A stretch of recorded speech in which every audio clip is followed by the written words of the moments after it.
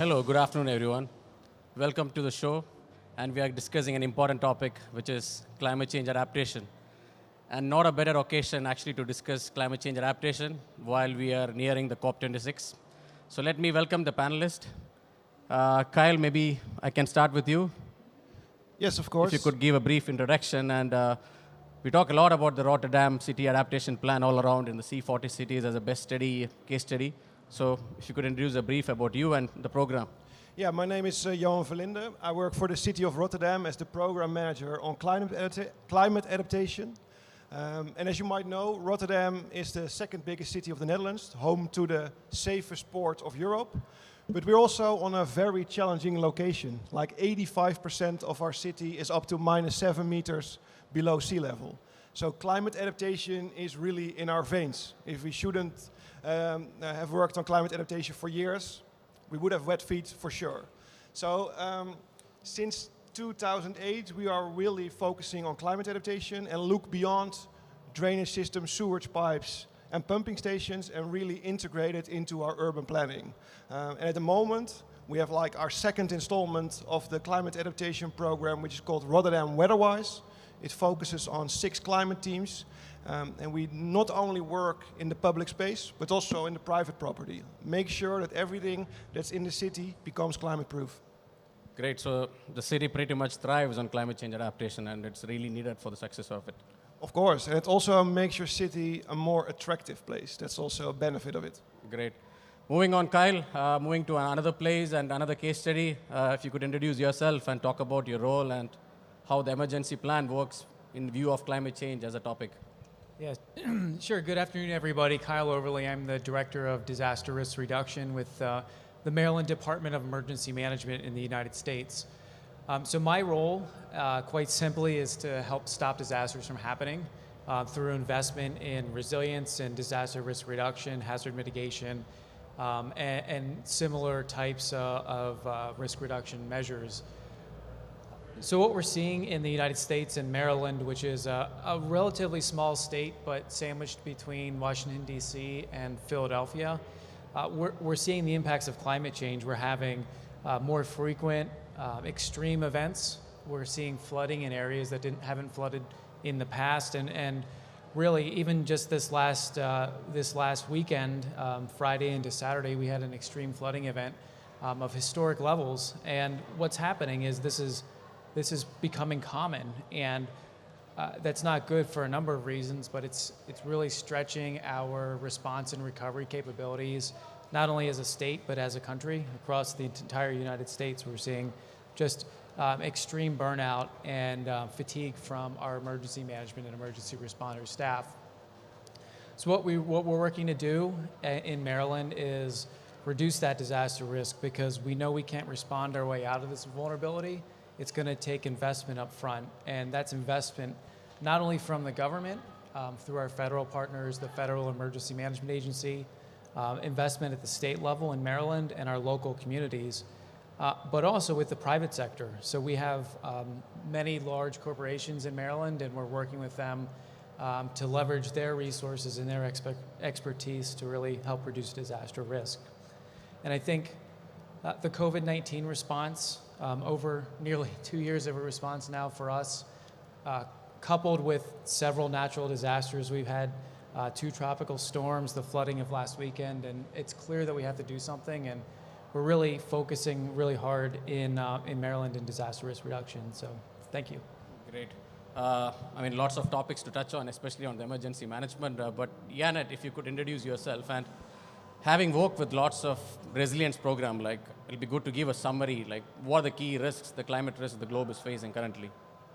Yeah, no, absolutely. Welcome, and thank you so much for inviting me. My name is Jeanette Tapia, and I am here representing my team from the Dutch Resilience Hub at the Netherlands Water Partnership.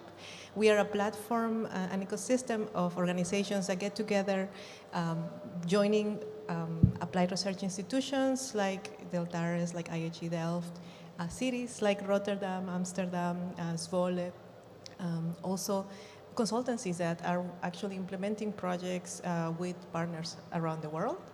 And we basically partner up with cities all over the world under the Partners for Water program on joining or identifying the expertise that cities need to take it a little further. I think Johan talked about the importance of urban planning and not just running to the next emergency situation, but actually integrating that on your comprehensive planning, on your coastal resilience plans, on your adaptation plans. I think a great example of that is the partnership that we have with the state of Maryland, where they we have this partnership to connect expertise to the needs that are rising up in communities. Yeah. Great. Johan, you did mention about the different stakeholders, but when we say resilience, it's all about risk, planning for the risk. How do you share risk among the different stakeholders? Like, how do you start that conversation and how do you take into implementation? And when you talk about stakeholders, it's quite a lot. So how do you share the risk, the cost associated with, and so on? Yeah, I think as a city, we have a certain responsibility to know what's going on in our city. And we can do projects in the public space. So we can add water retention. We can reduce the heat in the city. But the biggest part of the city, almost 60%, is private property. So in order to make the city climate-proof, we need everyone to invest in a climate-proof city. So what we are doing is modeling what's going to happen in the city for rainfall, for heat, for flooding. We have maps. We take action based on these maps ourselves, but we also communicate it to everyone. We are open with our data. I think you have to really share the risk and also make it simple. So what we did 4 years ago, like we have this really advanced flood model, rainfall flood model, which we use as sewerage engineers to put pumping stations and sewage everywhere. But we translated that into a label, blue label. So every home in Rotterdam has a label from A to E, which shows you the risk of flooding due to heavy rainfall. So we as a city reduce the risk by taking action in the public space, but people themselves also can do something. So put a green roof on their building or a rain barrel in the garden or something else, and we also subsidize it. So sharing the risk and taking action all together, I think that is a really important one. Be open also. I mean, that's a significant figure. 60% is private, so yeah, it's not just one stakeholder's job. It's pretty much everyone's business, and they need to go with it. True, yeah. true. Great.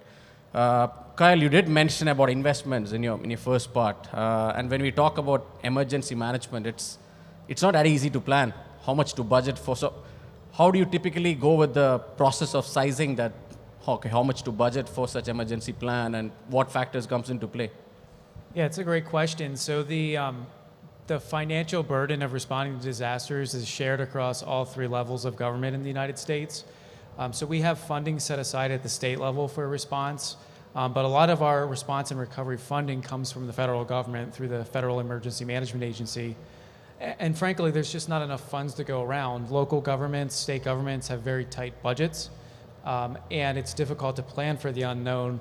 But what's a better approach is to invest, again, in disaster risk reduction and fund resilience type activities to really buy down the response and recovery costs.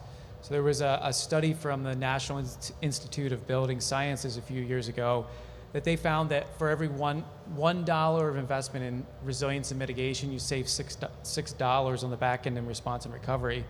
So we're focusing more on that resilience and trying to fund the upfront costs as opposed to the response and recovery. And there's a tremendous demand for this type of work. So last year, FEMA, the Federal Emergency Management Agency, their Building Resilient Infrastructure Communities program is one of the main ways we fund mitigation and risk reduction in the United States. They had $500 million for the program, and they got $3 billion of applications.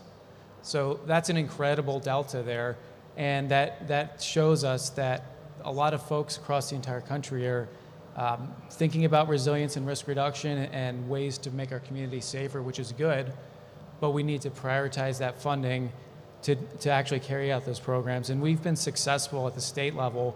A couple bills have passed to create resilience authorities.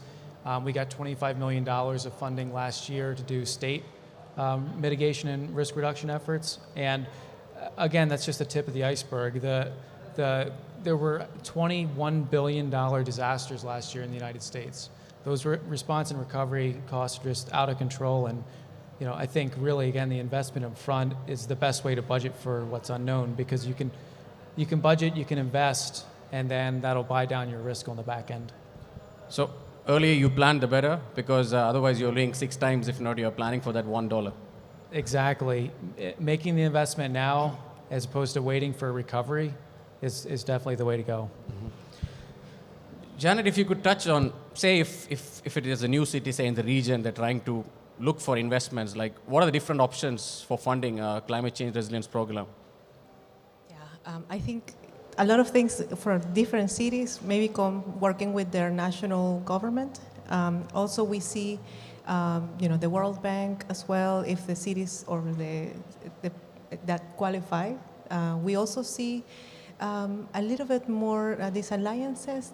For example, the Alliance for Climate Finance Leadership that is joining different funders as well.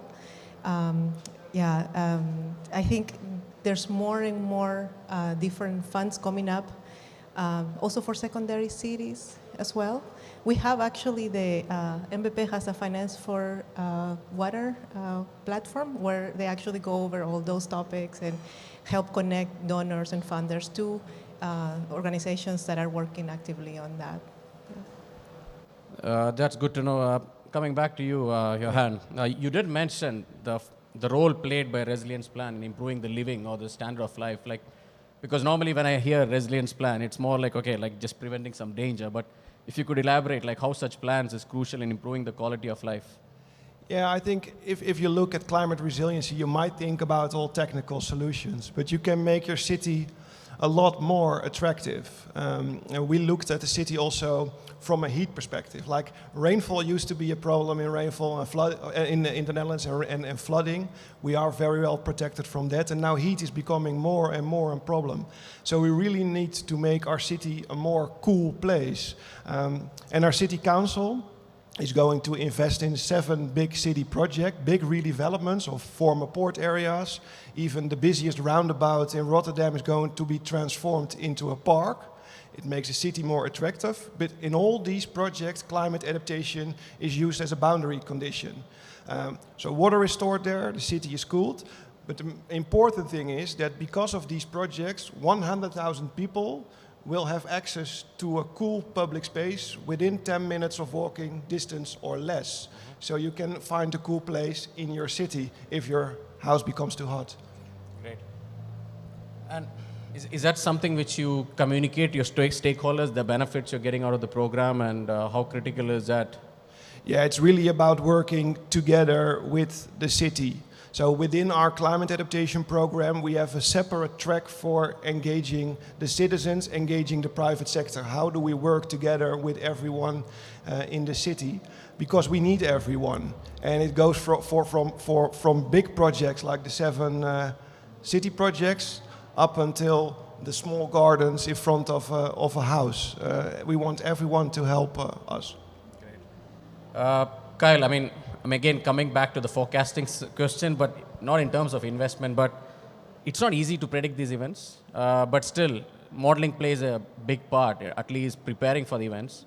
But what is the role, I mean, from your example, like with the help of the modeling stations, the capabilities and the data analytics, like what is the role played by them in terms of preparing for such events?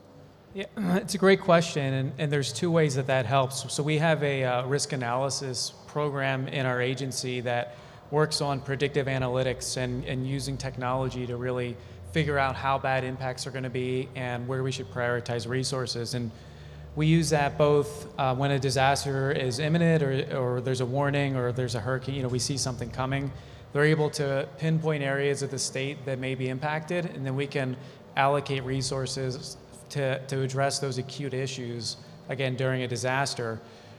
And we can also use those for equity purposes as well. So knowing the demographics of our communities, who's likely to need the most help, we can give resources for transportation, evacuation, and things like that. So we use the program that way. We also use the program on the front end for investment, because if we know there's this area of the state that has this problem over and over and over, we can invest resources, again, to buy down that disaster risk in a way that makes those communities safer. And that way we're not making investments based on what we think or what we feel. We're making investments based on data and actual impact and vulnerability. So it really is a critical program, again, both for that acute emergency response, but also the investment on the front end for resilience. Janet, maybe I'll start. I mean, I would like to get all your three opinion on this one, but I'll start with you, Janet. I mean, of course, there are climate risks related to the temperature, the sea level rise, the water levels, and so on. But policy risk is also important, the transition risks. For example, we are moving more to the EVs, so the use of the fossil fuels are reducing. You have to plan for the infrastructure related to that. You have to plan for the water usage. So how does that come into the picture? How important it is to plan for the policy or the transition risk? I mean, I think it's quite relevant for the region, which depends a lot on fossil fuels in terms of the business planning and outlook. But how critical is planning for such transition risks in a city's resilience planning?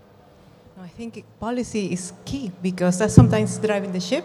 So your design standards, for example, your subsidies, a lot of things that stem from policy. And also a lot of sectors of our society do not move without policy unless they have to. So I think that's a key part where cities can work together with stakeholders, with the private sector, to coordinate, to create policy and also inform what the impacts of that policy will be, what the long-term gains will be, and also how preparing for disasters, actually becoming climate resilient, thinking about what's coming, the sea level rise, precipitation changes, heat stress, is actually in the best interest of everyone.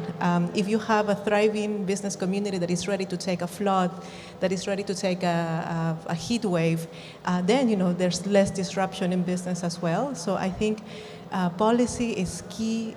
We do see a lot of cities that are coming up with really innovative programs, and we actually will see that tomorrow, where you see behind you there's our program for tomorrow, and we will touch on the case from 6 different cities, in Tirana, Dubai, Rotterdam, cities in Maryland, and Christchurch as well, and we will learn what they are doing actually on really tangible ways. So.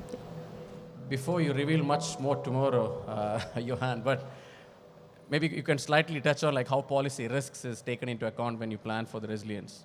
Yes, I think it's really important. You really have to plan ahead, look 10, 20 years ahead in order to prepare your city for the things that are coming. And one of the things we've learned actually from Singapore, an important sister city for us, is that the city is building up, is densifying quite rapidly.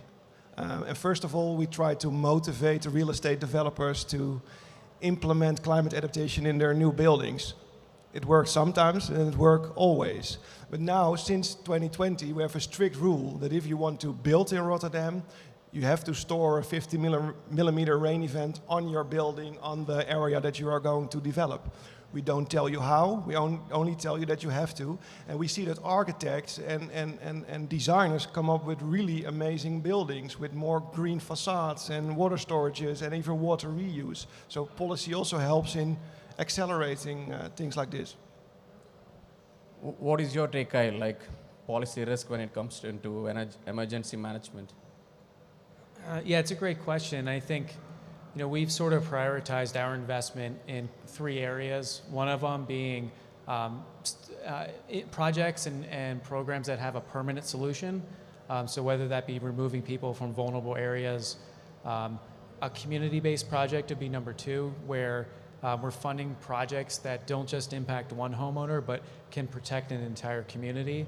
And then the third piece, looking at climate adaptation and resilience specifically, really prioritizing green, nature-based solutions to some of our risk issues in the state.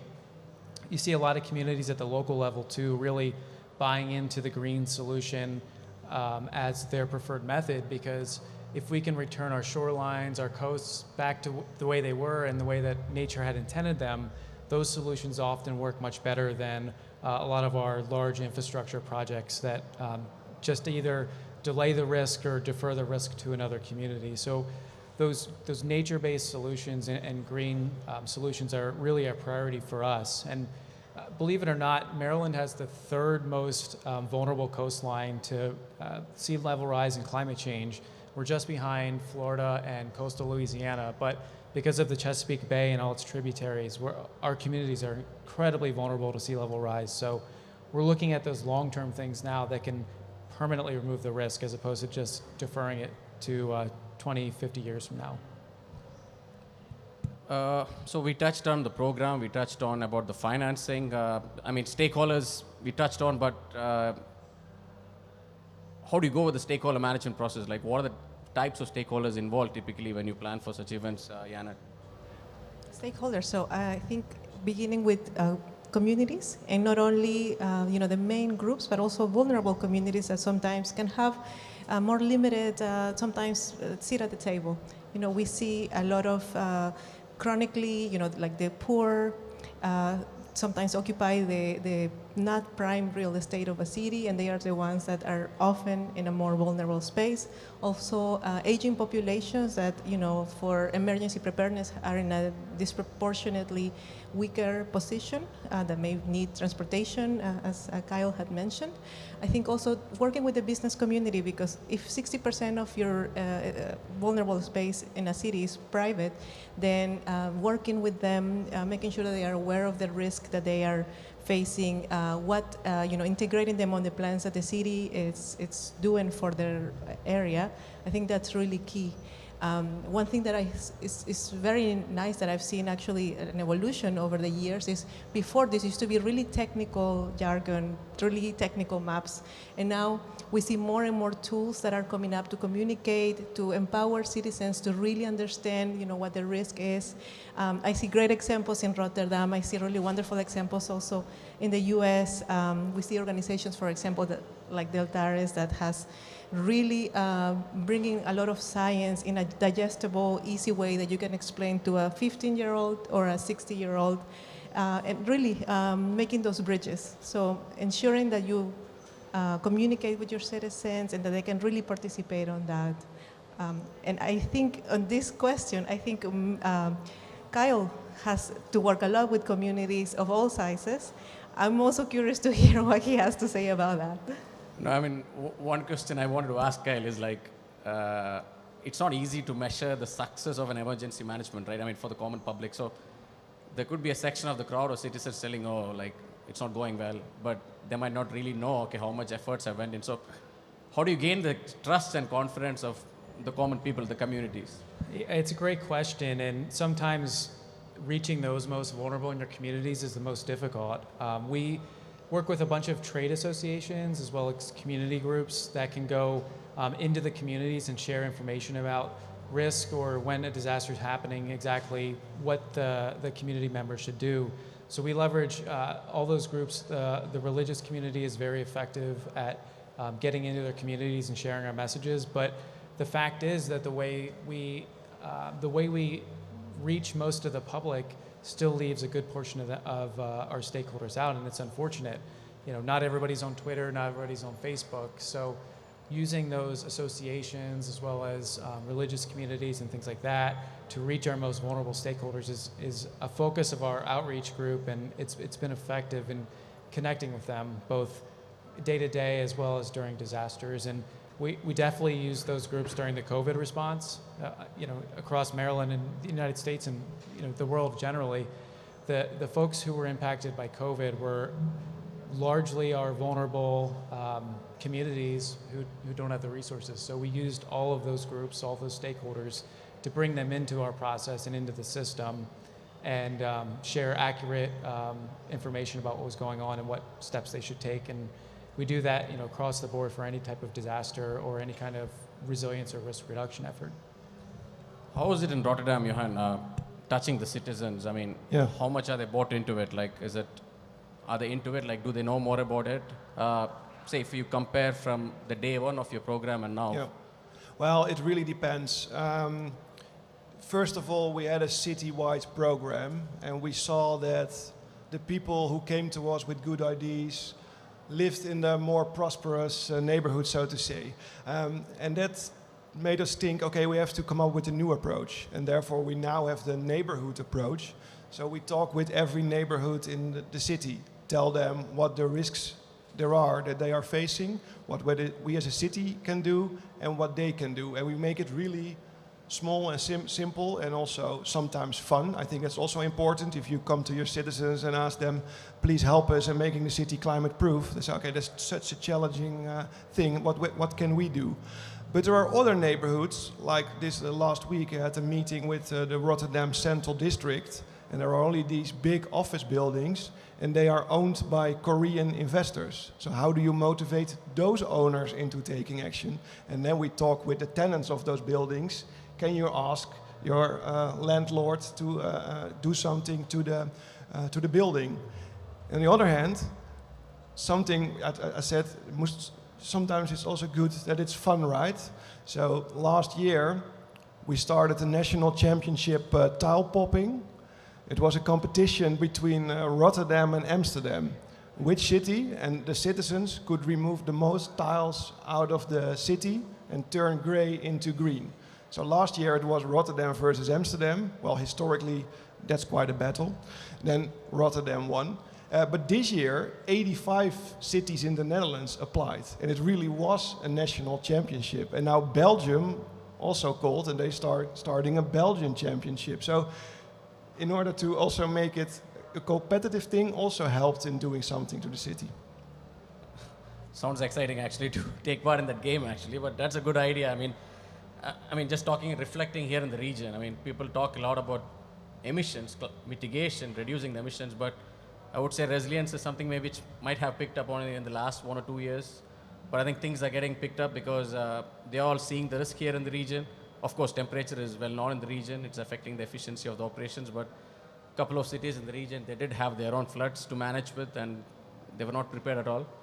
But you can see very recently there are adaptation plans coming out from the country at city level. So lots to learn from these experiences which you mentioned. So, but of course, when you go manage a program, of course you will have challenges, various types of challenges. So would be good to touch on one such challenge which came across as a surprise for you, for each of you in your engagements, and how did you overcome it?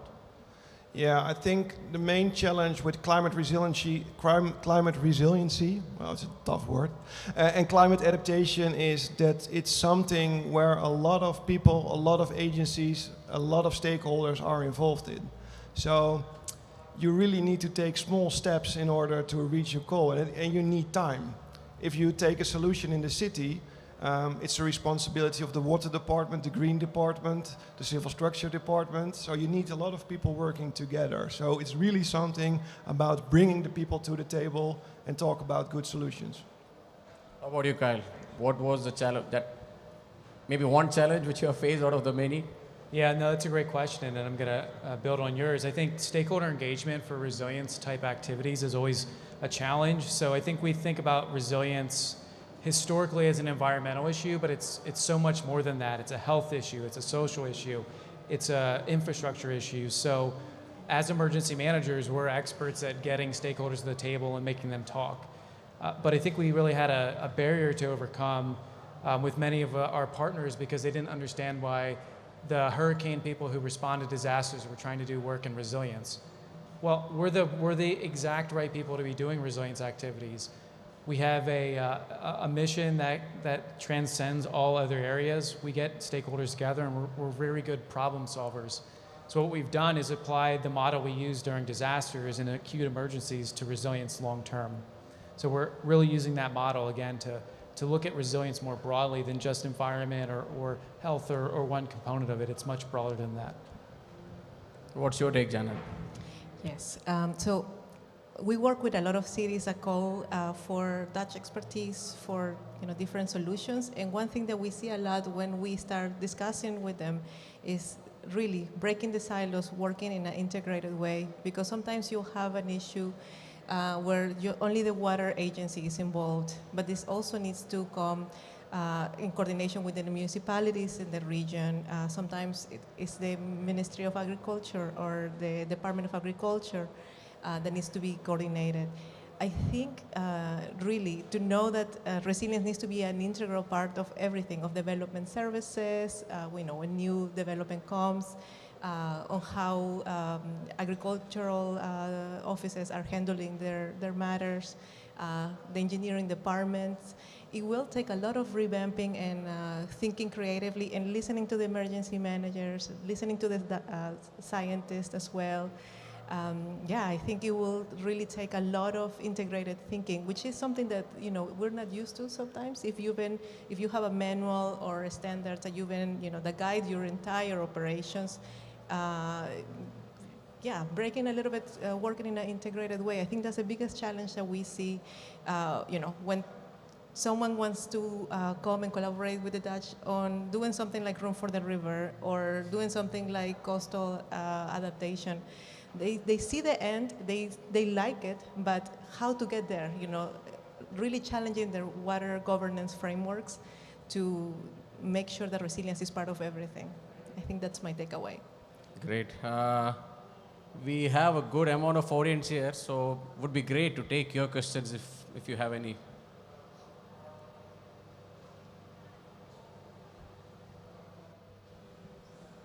I'll pass the mic here. Thank you so much. Both of you spoke about the education and the use of the data that is so much more available and more understandable.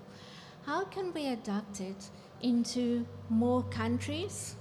In countries where there's really a need for water and a need for food, but they have the data, they have everything, but it's not conveyed in a sense that they can understand what they are seeing. If you can help me out, any one of you. Thanks. That's a great question. Anyone would like to? I just have one experience. We've been doing some resilience-focused webinars in Latin America in the language of the region, which is Spanish. And when we give an overview of the number of open data tools that are available, the chat fills because a lot of times you do have a lot of really good systems, but that the experts that need to be using them don't know about them. And for me, just having access, sometimes people are really, GIS literate. They know they can use them. But sometimes it's making more open source data that can and communicating it. So I think cities need to work together really to make sure that these wonderful tools that researchers are doing all over the world make it to the users and not, just not leave the research community. Yeah, so I can comment. It's a great question, and one of the things we're trying to do is figure out ways to take information and get it in the hands of citizens in a way that's meaningful. So a project we're working on is basically the gamification of disaster risk. So turning it into a little bit of an online game for our community members. We feel like that'll be a successful approach. It's been very successful in other areas, other policy domains. So that's one way we're trying to get there, but I think the challenge really is there's a lot of noise, there's a lot of information, there's a lot of things that pull the citizens and our community's attention away. So how do we convey the seriousness of the issues we face in a way that's meaningful when, day to day, most families are concerned with taking care of their children and their loved ones, and why is disaster risk and resilience important? We need to make that sell, and I think that project will be one way we can do it and could potentially be modeled elsewhere. Yeah, and adding to that, we also did a project where we let people monitor things themselves. So we gave them sensors and other tools to measure heat in their homes. And that also helped in engaging them in taking action. So you take them also in your process. It's off. Oh. I think on a similar note, one question which I quickly came to my mind, thanks to you, is so we have been hearing about resilience maybe in the past decade or so, but how important is to get this into the education curriculum, like starting from the school? Like, have there been such programs which you have come across? I mean, of course, we do see a lot in the universities in the recent years, but how about the schools? I think you can also start with really young kids. They are the future. They convince maybe their parents even to change their lifestyle. So we focus a lot on schoolyards. They are usually totally paved, not that interesting. So we're transforming a lot of these schoolyards into green schoolyards where water can be stored, where kids can play with water, and also put climate resiliency into their educational program, from simple to complex, of course. And we said that that's working. A lot of schools come to us now. Okay, can we also transform our schoolyard? So then you educate the kids and you make your city climate resilient. And Kyle, how about you? Like, there's a lot of experience to share from emergency management to the young generation. Any such partnerships you could think of? Yeah, so we do a lot of tours of high schools and middle school children at our agency. There's also a curricula in Maryland where you can actually specialize in emergency management and homeland security issues while you're in high school. And that prepares you for a career in this type of field. That's a good partnership we have with the Maryland State Board of Education. So we're getting education into the to the children, while they're young, teaching them about disaster risks, emergency management, those type things, and it's been very effective. And it's helping raise awareness of these critical issues. Any other questions? Yeah.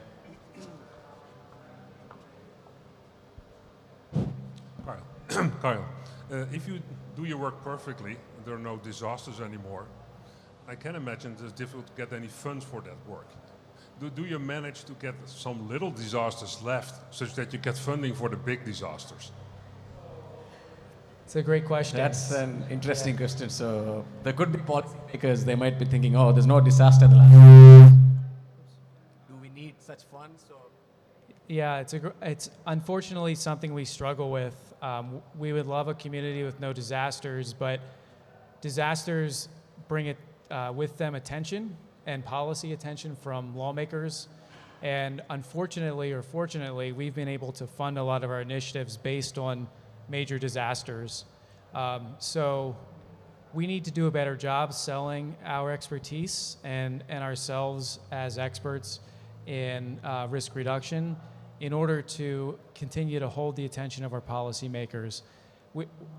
Following COVID, we had a gigantic policy window where we got several bills passed at the state level that really are going to make a difference in the future. The same thing happened with the federal level. So the Federal Emergency Management Agency got historic levels of funding after COVID.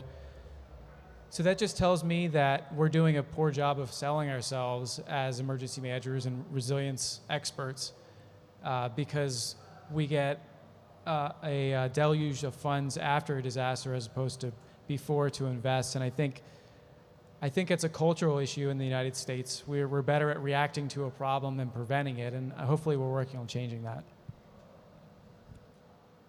Any other questions?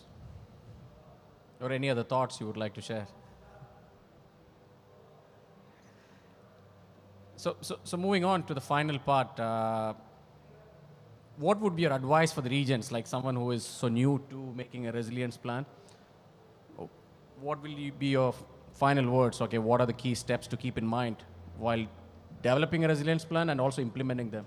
I think cooperating is key. So city to city knowledge exchange is really important.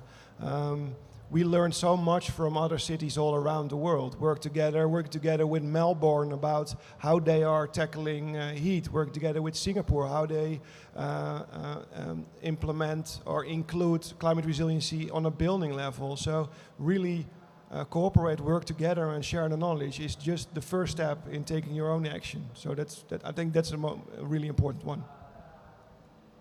How about you, Kyle? So knowledge, partnership, sharing knowledge, that's one. Those are all very important. I would also say engaging the right lawmakers in the process.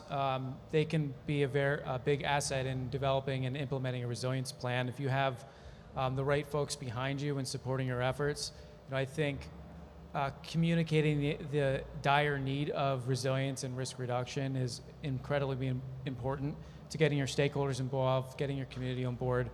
And then the community members themselves, getting them excited about making their community safer and bringing them in is a really important part. And I would say the final thing is just prioritization of what you want to do in resilience.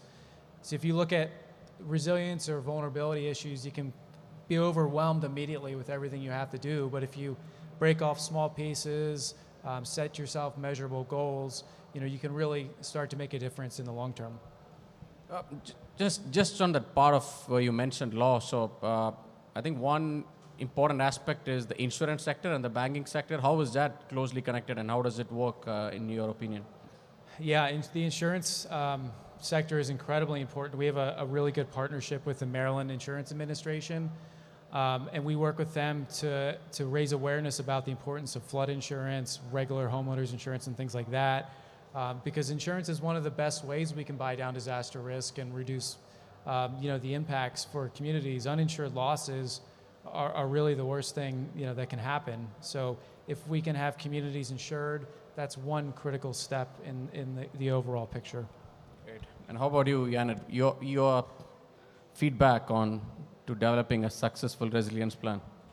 Yeah, I think coordinating with everyone from your universities, your applied research institutions that are creating innovative tools that maybe don't get it to the end sometimes, to the people, the engineers and the public works department laying down the brick, everyone, to make sure that your plan doesn't stay on a shelf or on a website that nobody looks. Making sure that that everyone is in the process so that they are also owners of this process, thinking long term, and also, just making sure that everyone is a stakeholder, everyone is an implementer of the project, and everybody has a job. I think I like the word long term with climate change adaptation planning because I think often one challenge in most of the places is people think short term. So even if they're planning for the budget, it's 1 year, 2 year, 3 years. So when you say long term, what should be a safe bet to plan for climate change? Yeah, I think what Johan mentioned is 5 but 10 to 20 years. Why? I think in the global south, sometimes you do see the discontinuation of efforts, especially if there's not a overarching long-range plan protecting it. It depends on who's in office in these 4 years, and that can lead to a lot of patchwork of initiatives or things that die in every 4 years, and just us chasing infrastructure, flagship star projects that maybe are not connected to each other. So I think having a long-range view and also keeping flexibility, because, for example, we are seeing flooding in areas that used to not flood, or we're seeing Vancouver this year with the heat waves. Also keep a little bit of flexibility on what you're planning for, and just keeping your mind open for things changing. Yeah. Great. So team, thanks a lot. It's not easy to capture everything in the 45 to 50 minutes, but if I could summarize the key takeaways, of course, number one, there's no denying the fact that climate change is important, especially when it comes to resilience and emergency planning. Number two, financing is important, and earlier you plan, the better. Number three, the role of stakeholders. You need to touch each and every part of the stakeholder value chain, and we did discuss about getting citizens involved. Number four is planning for the long term, because unlike maybe other planning events, it's not a short term or a medium term planning, but you should at least plan for 5, maybe to 20 years in the horizon. But last but not the least, the flexibility in the planning. The partnerships needs to be involved in terms of education, knowledge, and exchange know-how. So thanks a lot, everyone, and thanks a lot to the panel for that wonderful discussion. Thank you. Thank you. Thank you.